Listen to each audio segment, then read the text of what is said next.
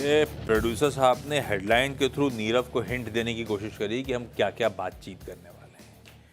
नीरव, ये stock sectors पे आऊंगा आपसे बातचीत करने के लिए। पहले मार्केट्स, आप बार बार बोल के नजर न लगे, बस यही डर लगा रहता है। लेकिन टच वुड, बड़ा मजा आ रहा है स्क्रीन को आजकल देख के। ये हफ्ता एकदम से मूड माहौल सब बदल गया।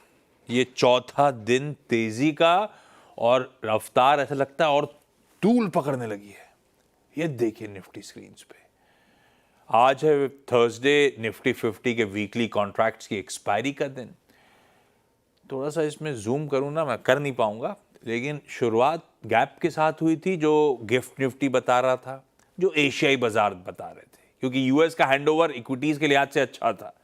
यूएस के फ्यूचर्स मजबूत थे। एक बार जरा अभी के फ्यूचर्स देखूं, और मजबूती तूल पकड़ रही है क्या? बाजार जिस तरह से रफ्तार पकड़े चले जा रहा है, नहीं वो तो खैर 1/4 से आधा परसेंट सुबह से इस तरह के इंडिकेशन है, वैसे ही है।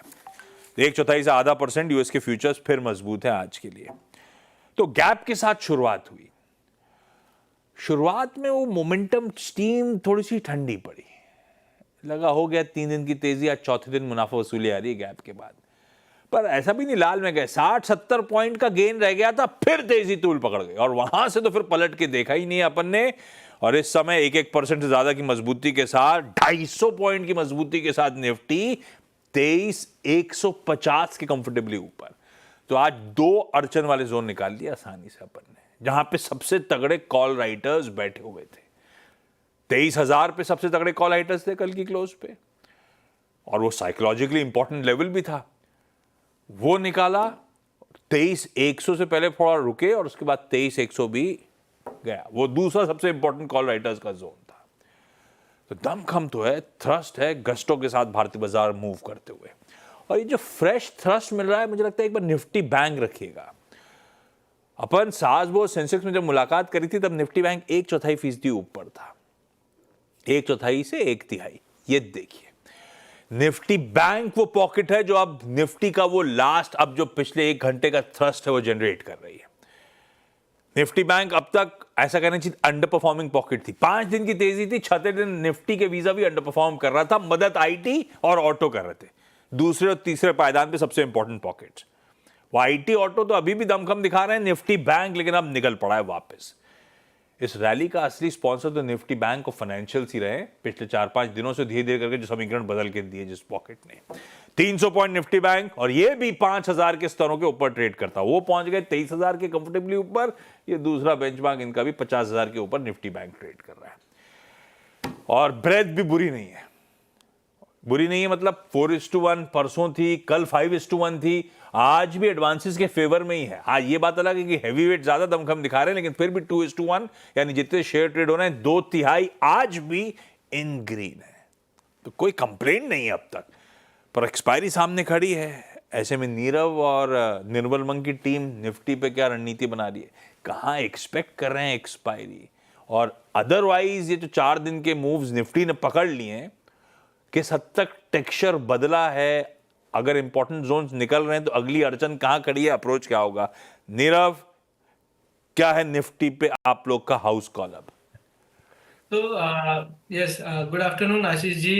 वेरी इंपॉर्टेंटली मंडे को 22,500 के ऊपर जैसे ही निफ्टी ने क्लोज दिया था, उसके बाद हमने काफी सारे चैनल्स में यही कहा था, आपके चैनल में भी, कि 23,200 तक निफ्टी जा सकती है। 23,200 एक बहुत ही इंपॉर्टेंट रेजिस्टेंस है। हम देखें तो पिछले 5 महीने में lower top lower bottom formation जो बन रहा है, उसका अगर ट्रेंड लाइन बना ले वहां से, तो एक रेजिस्टेंस जोन वीकली पे 23,150 23,200 पे आता है। तो वो ये एक जोन ऐसा है कि इसको पार करके क्लोजिंग करना वीकली बेसिस पे या डेली बेसिस पे बहुत ज्यादा जरूरी हो जाता है। एंड इसीलिए हम अब यही सजेस्ट कर रहे हैं कि अगर आपने नीचे में लिया है, तो यहाँ पे आप थोड़ा बहुत प्रॉफिट बुकिंग कर लीजिए। वेट करें 23,200 23,250 का ब्रेक होने का ऑन अ क्लोजिंग बेसिस, उसके बाद नए लॉन्ग्स बनाए। तब तक के लिए यहाँ पे थोड़ा बहुत प्रॉफिट बुकिंग करके बैठे।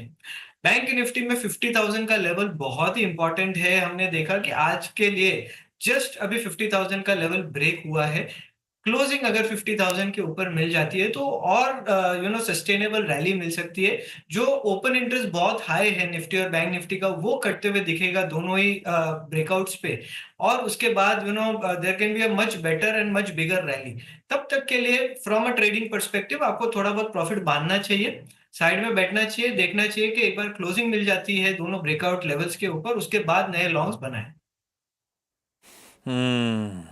इस समय डॉक्टर साहब निफ्टी की कंट्रीब्यूशन प्लेट रखिएगा स्क्रीन पे, एक मिनट। देखिए किस तरह से अब एचडीएफसी बैंक मूव करना शुरू करा है। ये हैवीवेट सबसे तगड़ा कंट्रीब्यूशन कर रहा है, 1.25% के गेन्स हैं। बहुत बढ़िया move Nifty bank, HDFC bank दिखाई डॉक्टर साहब अब जरा सा क्विकली। इंट्राडे चार्ट रखिए स्क्रीन पे, और पिछले हफ्ते इंडसइंड के पेन के बाद देखिए किस तरह से समीकरण एक एक करके, कभी आईसीआईसीआई बैंक आउट परफॉर्मेंस, कभी कोटक में दमखम। एचडीएफसी बैंक की चाल पिछले आधे घंटे की आपकी स्क्रीन पे, क्या मूव्स बनने शुरू हुए। नीरव, एचडीएफसी बैंक पे व्यू प्लीज, गजब का मूव बन रहा है इस समय।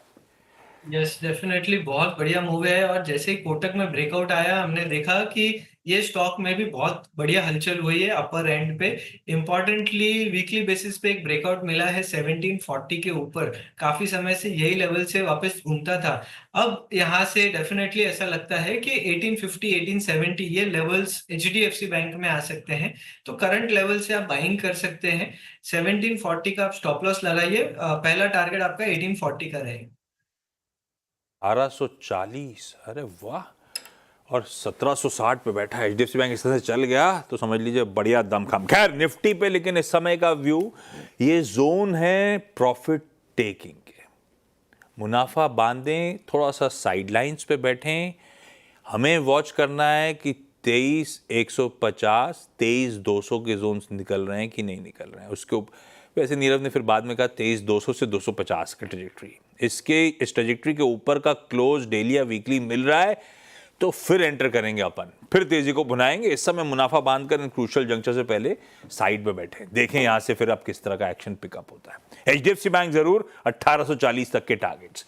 आज जब बैंक्स अब तो खैर मूव में दिखाना शुरू कर चुके हैं एचडीएफसी बैंक के सौजन्य से, अदरवाइज आज आईटी ने कमान संभाल ली थी जब बैंक्स थोड़े से पस्त थे।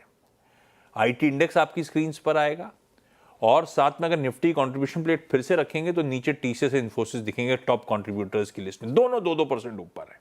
क्या हुआ, कल फेड की बैठक हुई थी, उसके बाद फेड की बैठक में तो कुछ होना नहीं था, दरों में कोई छेड़छाड़ करी नहीं, पर इंपॉर्टेंट हो जाती है पॉवेल साहब की स्पीच या commentary.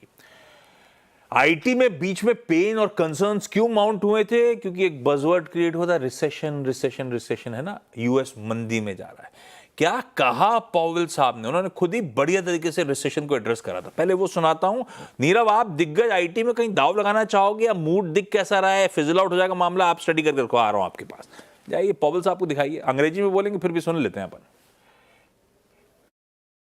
You know, there's always an unconditional possibility of a recession. It might be broadly in the range of 1 in 4 at any time. If you look back through the years, there could be within 12 months a 1 in 4 chance of a recession. So the question is whether this current situation, those possibilities are elevated. I will say this.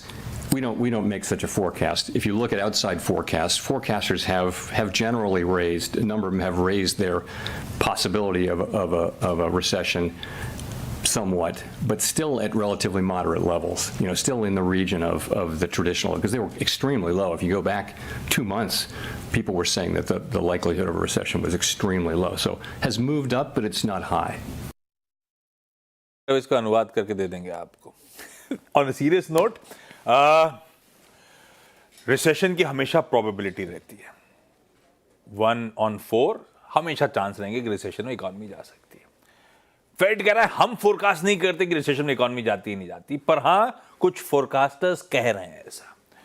और मेरी पूछे तो मतलब Powell साहब कह रहे हैं कि 2 महीने पहले एकदम लीस्ट प्रोबेबिलिटी थी रिसेशन की, एकदम लोस थे, वहां से जरूर थोड़ा सा प्रोबेबिलिटी इंच अप कर गई होगी, लेकिन वो क्लैरिटी दे रहा है अभी रिसेशन का कोई डर नहीं है।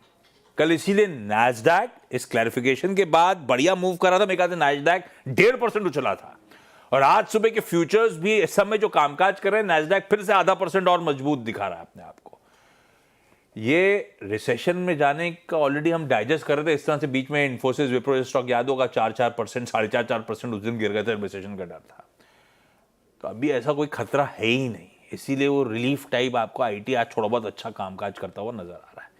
पर ये रिसेशन आज नहीं है, कल फिर बज़वर्ड के तौर पे लौट के आएगा, ये सब होना है अभी। तो ऐसे में नीरव, चार्ट्स इंडिकेट क्या कर रहे हैं? ये वॉलेटिलिटी तो खैर ये खबरें और तूल वूल अपनी जगह है, कोई दमखम है आईटी की चार्ट्स में? छोड़ दें, अभी वीक ही है भाई साहब।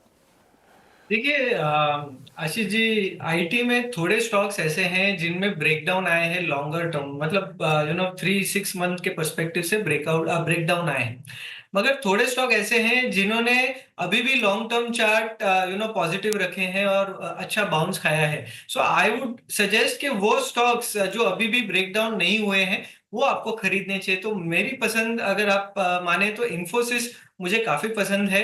नो डाउट स्टॉक 1900-2000 से नीचे आया है, बट इंपॉर्टेंटली लॉन्गर टर्म में higher top higher bottom formation उसने मेंटेन रखा है और बहुत बढ़िया एक सपोर्ट लिया है फ्रॉम 1550 और लेवल्स।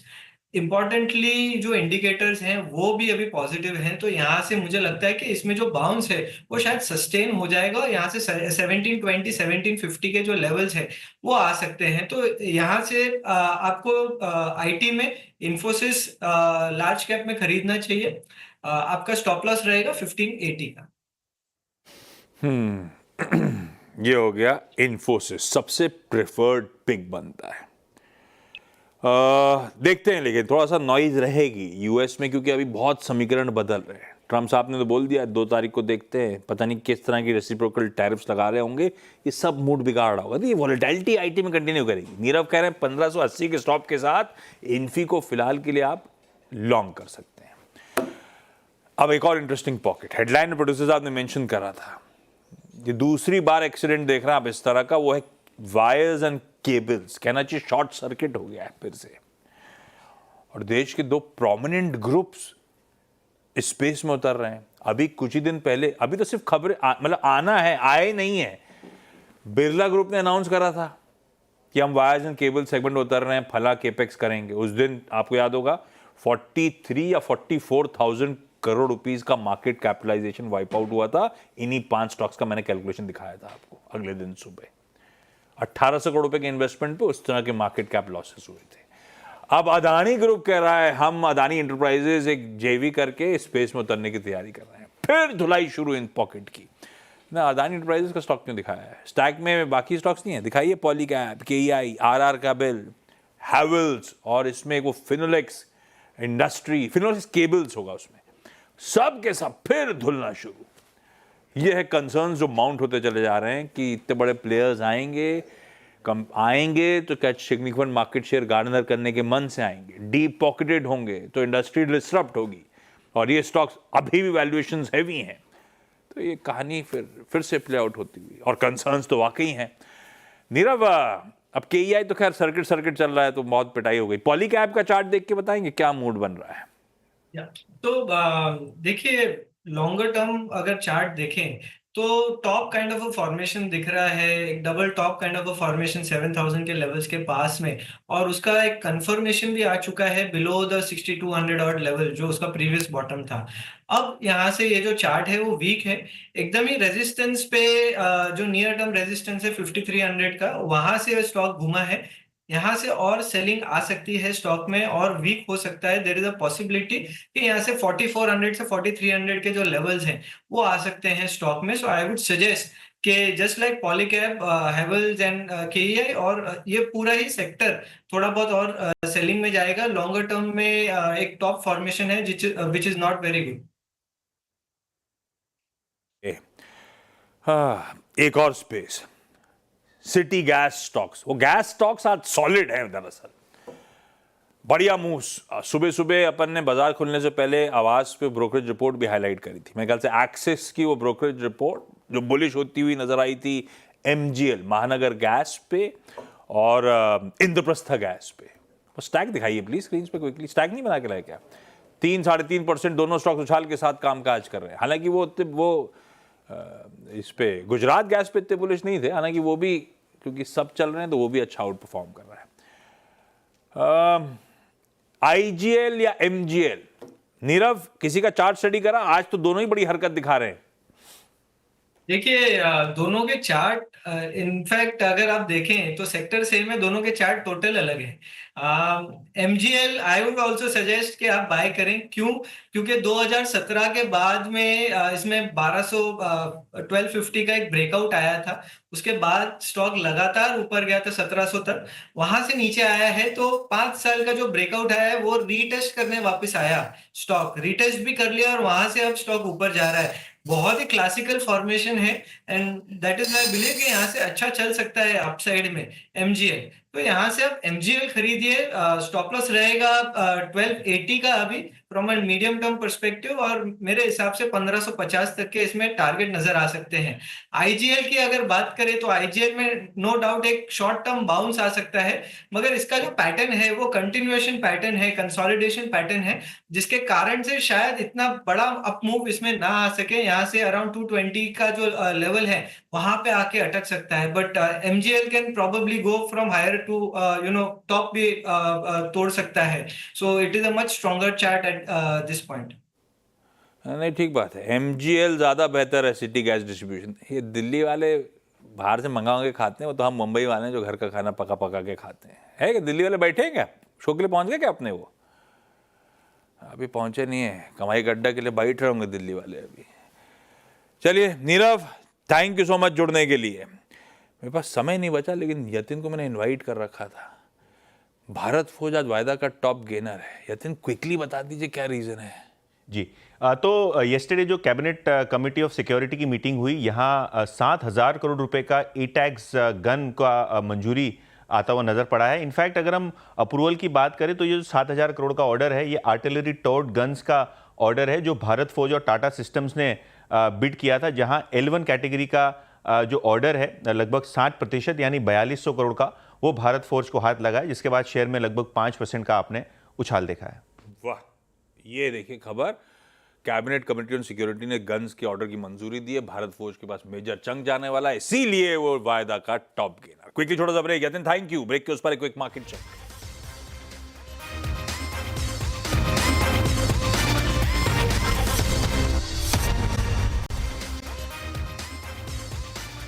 भाई शनिवार रविवार को 2 दिन के लिए थोड़ा सा पढ़ाई की तैयारी कर लीजिए। CNBC आवाज का मार्केट गुरुकुल आने वाला है। इन दोनों दिन भर लग के पढ़ेंगे, उसके बाद शेयर बाजार में बढ़िया माइंडसेट के साथ उतरेंगे। रजिस्टर करने के तरीके आपको आपकी स्क्रीन पे नजर आएंगे। लॉग इन करें। नमस्कार।